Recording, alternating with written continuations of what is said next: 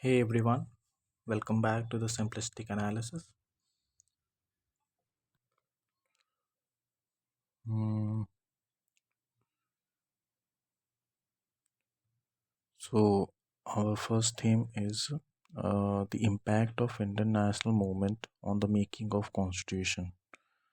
Uh, so, we know that the constitutions are not a daily phenomena. Constitution writing is not a daily phenomena. It is written normally in the course of major upheavals and transformations in the lives of societies. So it's not a kind of a daily phenomena in our societies. And the anti-colonial movement in India manifest such a transformational movement in Indian society, as the American freedom struggle was for the Americans, the French Revolution was for the French, and the Glorious Revolution was for the British parliamentary system. So this anti-colonial movement in India uh, uh, and its aspirations got crystallized and codified into the making of Indian constitutions. So these were the introduction about our first theme. We will look at the impact of Indian national movement on our constitution by classifying the impact on the aspirational part and the effect on the constitution as the reflections part. So we will look at all the aspirations and its reflections in the constitution one by one. The first is the demand for self-governance, that is Swaraj and democracy, which was central to the Indian national movement, laid the foundation for a parliamentary democracy in India. And this was also reflected in the provisions such as universal adult franchise and the provisions for ensuring free and fair elections, which is also became a basic structure doctrine under basic structure doctrine by the Supreme Court of India. So the aspiration of Swaraj of national movement on the one part and its reflection on Indian Constitution in provisions like these Article 325, which declared adult suffrage, and articles like independent election commission, which ensured a free and fair election in our country. The second in this line is the ideal of social equality and justice, uh, which gave the Indian national movement an inclusive nature. Uh, we know that initially, before the 1920s, our national movement was not an inclusive one. It was only dominated by the English educated upper caste uh, population. But after the mass movement, which was initiated by Gandhiji and his efforts towards getting participation from various sections and various communities of our country, like Harijans, Dalits, women, and farmers. So the participation of these communities ensured that our constitution, whenever it will be framed, the constitution will have the place for the social equality and justice, and it is also reflected in Article 17, which abolished the uh, untouchability and the provisions with respect to the affirmative actions such as reservation of seats for ST and SCs in the Lok Sabha and the state legislative assemblies, and through 73rd and 74th Amendment in local government also. So it was the second point, which is related with the social equality and justice part and its reflections. The third is the Swadeshi movement. We know that it happened during the agitation against the Bengal partition, and during that moment, we get to see that the leaders of International Congress was advocating from people for promoting indigenous industries, indigenous goods, and boycotting English products. And in this line, they gave the concepts such as self-reliance, welfare state principles, which is enshrined in our DPSP part of our constitution. So our constitutions focus on small and medium enterprises, and welfare state principle is borrowed from those movements, like Swadeshi movement. So this was the third one, which is related with the welfare state principle. So moving on to the next one, the which is related with the uh, creation and efforts of the movement towards making a common national identity and promotion of vernacular languages. We know that a movement like our national movement uh, needs uh, uh, needs a mass mobilization, and for mass mobilization, the we need certain symbols, certain identities which binds all the people together. So in this efforts and in this thrust towards making a common national identity, our leaders gave certain ideals like promotion of vernacular languages, incorporating indigenous culture, incorporating minority rights in their programs. And when our constitution is being framed, we get to see our constitution's efforts also to inculcate a sense of unity in diversity, such as through provisions like asymmetric federalism, to cater the needs of indigenous culture of different communities, and protection of educational and religious autonomy of minorities under Article 29 and Article 30 of the Constitution. This asymmetric federalism part is understandable on this very idea that our country is not a homogeneous and not a monotonous country. It needs different provisions for the different region and for the different communities. We cannot rule this land with a homogeneous provisions for all the regions. So to cater this need, our constitution visages a concept like asymmetric federalism. Moving on to the next one, that is the fifth one. It is somewhat related with the fourth one also, uh, like efforts of our movement towards national integration. We know that when Britishers were ruling the subcontinent, it was divided into various parts, such as some parts were directly ruled by the Britishers, and some were ruled by the princely states.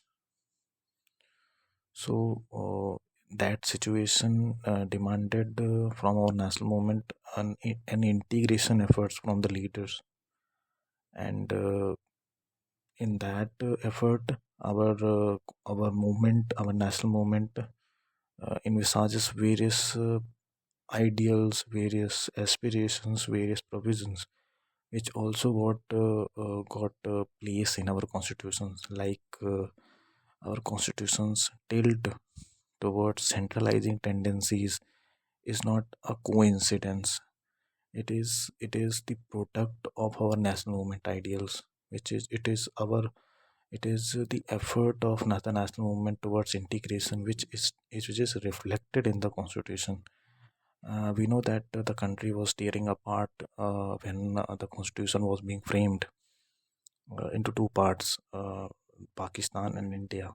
So the scourge of partition was also reflected in the constitution tilt towards centralizing tendencies, such as emergency provisions from Article 352 to 360, as well as the position of governor as the center's agent in the state.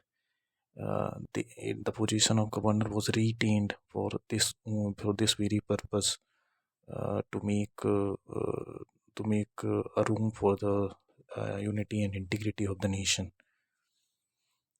And the existence of all India services gave the bureaucracy an all India character. All these provisions shows the constitution's effort to ensure the unity and integrity of the nation, which was also the aspiration of the Indian national movement. So moving ahead with the analysis, the next one is the vision of Gram Swaraj and rural uplifting and decentralization governance of national movement got translated into various provisions under Part 4 of the Constitution, such as Article 40, which envisages the organization of village assembly, and later that is through 73rd and 74th Constitutional Amendment Act made these provisions mandatory for the states. So the idea of Gram Swaraj, which was given by Gandhiji, and its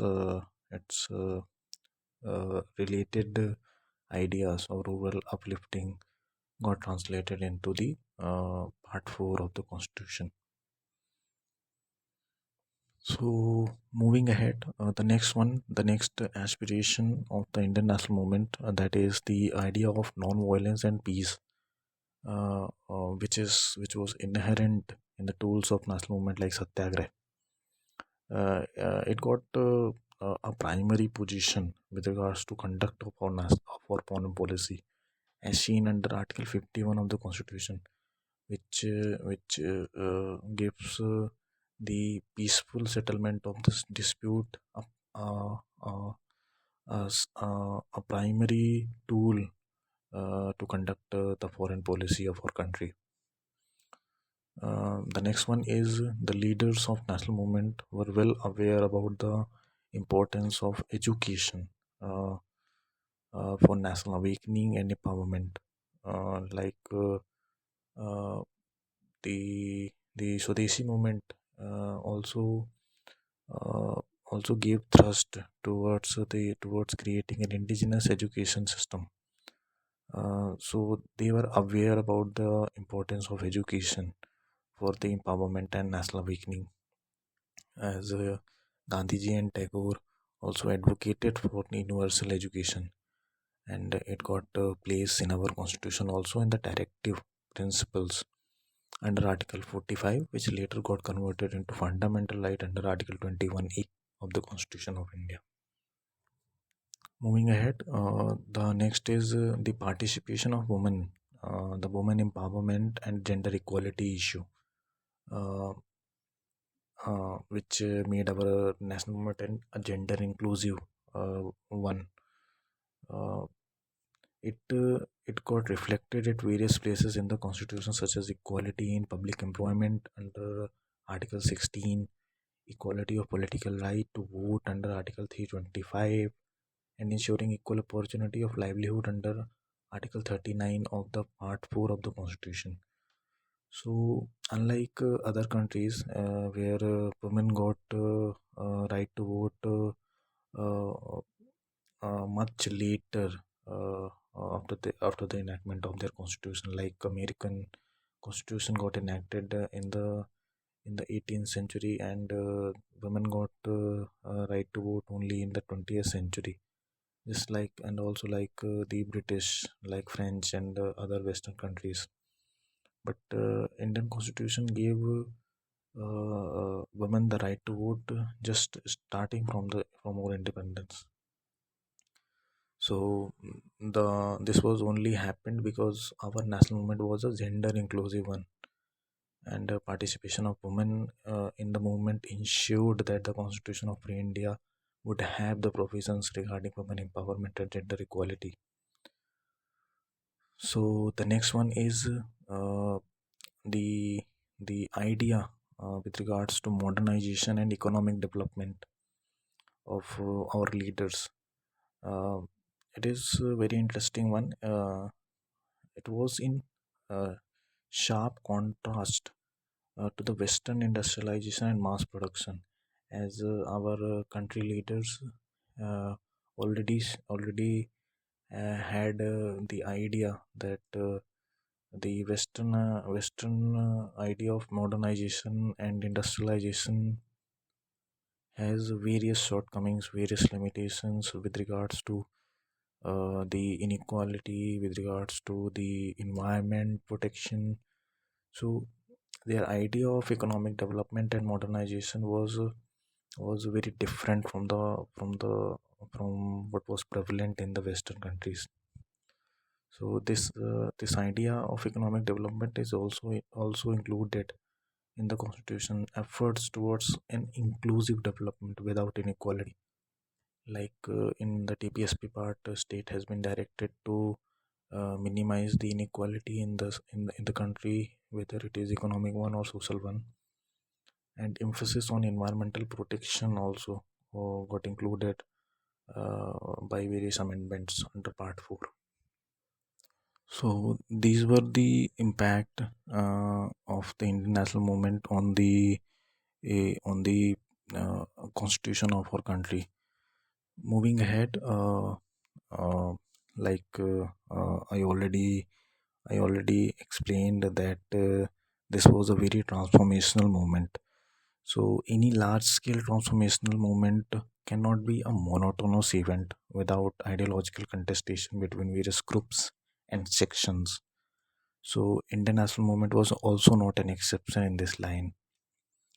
So as we have already discussed the ideal aspirations of the movement and its reflections on the constitution, but there were also deep ideological divides on various critical issues, uh, which also got reflected in the constitution, and we cannot turn a blind eye on these critical issues because it is also very important at the present time. So it's important to look at on these issues, such as the provisions regarding the enactment of uniform civil code, uh, uh, the curtailing of civil liberty in the form of preventive detention for security of the country, and some religious issues such as ban on cow slaughter under Part 4 of the Constitution. All these and other things also. So all these issues were contested in the assembly, and various members of the assembly gave their opinion on these issues, and constitution makers tried to make a consensus, and unfortunately they got failed in some of them, and tried to cooperate various demands of assembly members, like uh, uh, only giving direction to the government for enactment of uniform civil code, because it was a very contentious issue, and the curtailing of civil liberty in the form of preventive detention uh, was being criticized on the part that when our leaders was agitating against the Britishers, they were using the same tools to to to prosecute them. And now the makers themselves was including those provisions in our constitution. So this was being criticized in this part. And the ban on cow slaughter was a issue of religious one, and this issue also got a debate on it. In conclusion, the Indian national movement had a very profound impact, we can say, and on the constitution making, and it acted as a primary source to the members of Constituent Assembly in the framing of the constitution. So this was the theme one, where we studied about the impact of INM on the making of Indian constitution. The next In the next lecture of this part one of historical underpinning, we will analyze the impact of colonialism on the shaping of Indian state. So for now, this was it. Thank you very much for your time, and uh, we will meet again for the lecture 2. Thank you so much.